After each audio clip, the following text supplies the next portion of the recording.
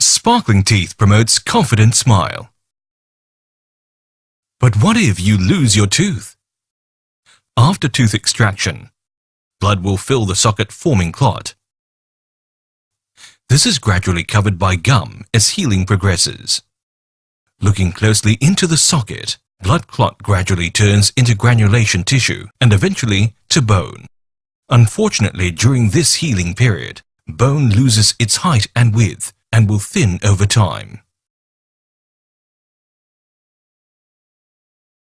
Good news is socket preservation immediately after extraction with Alvelac can prevent this loss. Alvelac helps stop bone loss and is easy to use. First, measure socket size. Then, select and insert right-sized Alvelac into socket firmly, engaging buccal and lingual walls. Placement can be horizontal, vertical or diagonal at crest level. Finally, suture and place wet gauze. How Alvelac works? It's a rigid yet highly porous bioscaffold, preventing collapse of socket walls. It also holds blood clot to crest level and maintains maximum space for bone formation. As bone forms naturally, bioscaffold will dissolve away. This way, height and width is preserved with good foundation for future tooth restoration.